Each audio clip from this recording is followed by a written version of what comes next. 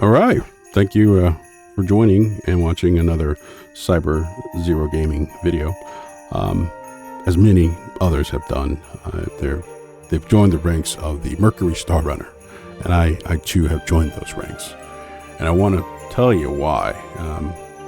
I just want the ship. It looked nice. I still have the Connie, which means I still have the little Doom buggy. I bought another Doom buggy now, so I got two, a bigger one. I know they're not Doom buggies, but you know, that's what they'll be used for.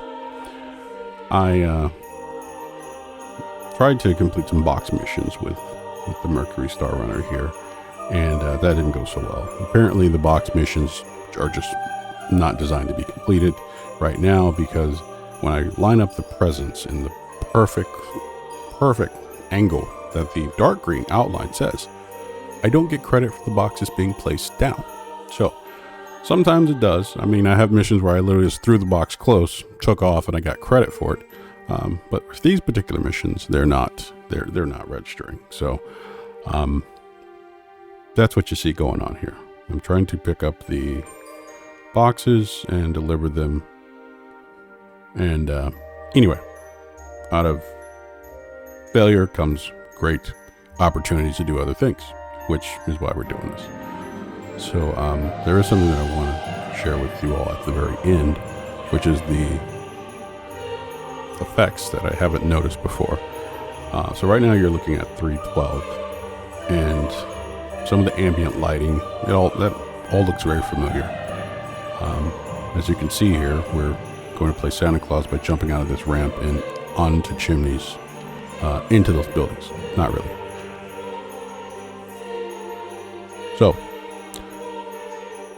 to make lemonade out of the lemons we got, I went and grabbed an anvil arrow, and I thought, you know, we got that big old cargo hatch in the back of the Mercury, so I want to see how far the anvil will go into that little docking area, if at all. So you see, I'm landing here in the same exact place where the Mercury was. So disclaimer, that Mercury is actually stored back in the air traffic controller area, if you will, the hangars, right? So this is kind of a thing that the game does. The ship's stored, but it's still present in its last location. So realistically, I am still tied to the anvil, not the Mercury. So this is where we went to drop off the package. And if you guys know I'm doing something wrong, let me know. But I think you just place them in these little, you know, Comex containers. You hit the go button, you know, and it does the whole pickup thing. But no credit am I getting for those, for dropping these off.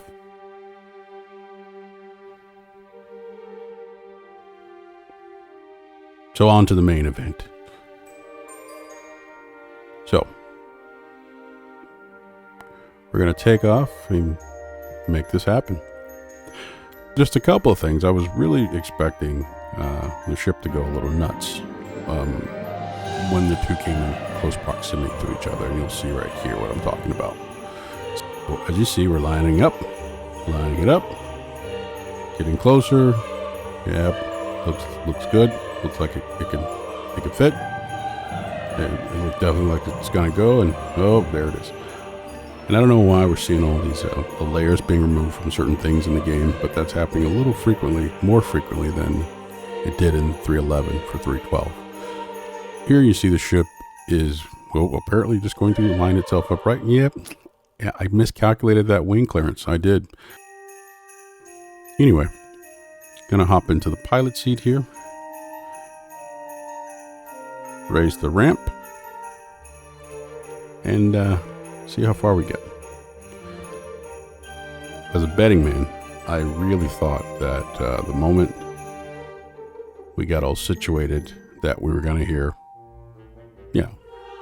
the ship fall, and because, you know, hear the ship just fall and blow up on the surface. But lo and behold, it's still there.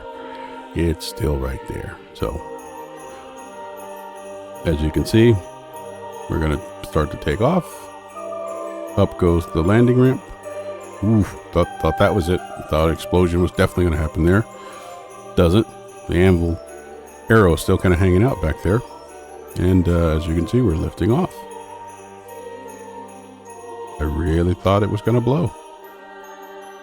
Anyway, seems like that's working out really well.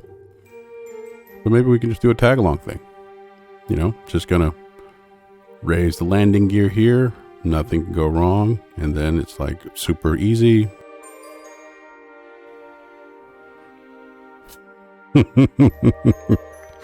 Yeah, that's always fun. Especially the second time seeing it. I just don't know when it's going to happen. But anyway, moving on to the what I think are new environmentals, but I could be nuts, and that's a real possibility. But look at this entry and tell me, like, I know the Mercury Star Runner, you know, brand new ship, everybody wanted it, but this, you know, the cockpit window.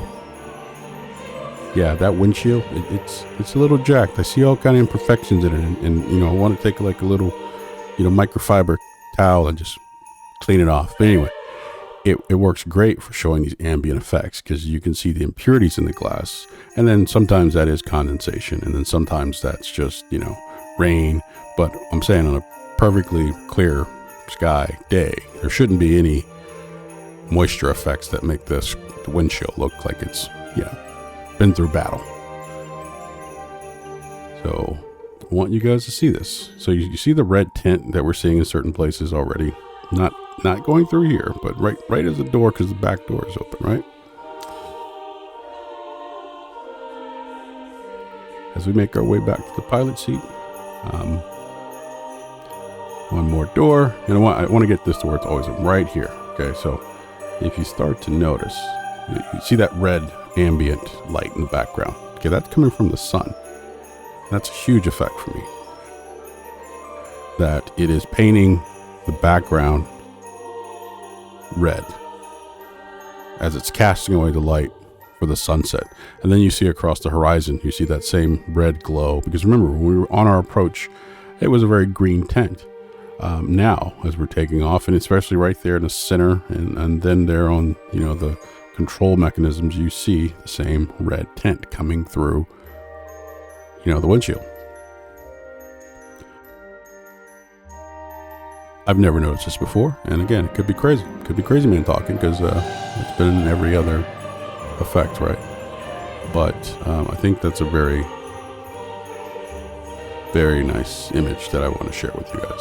So if you're looking at this and you see that, you know, something that, hey, put in a comment. Crazy. Crazy. CZO, crazy. CZO, you are a crazy man. But doesn't change the fact that games have come a long way. The first sunset that came to mind from a video game was that of Outrun from the Sega stand-up arcade game way, way, way back in the day. And I'm dating myself, but it had a big sunset as the car drove down the freeway, and so you could see the sun setting, and, you know, a little distracting as you're trying to avoid cars, but bottom line was, it was a beautiful sunset. Sandwich to this here, you know, we're kind of chasing the horizon right now, following the sunset, but at a very low speed. And if you notice, the sun is still setting, it's still outpacing us. So that's about it. I wanted to share that with you guys. You know, this is Star Citizen 2020 Alpha. Yes, it's an alpha.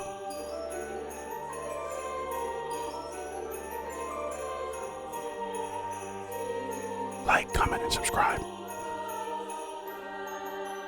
Deuces.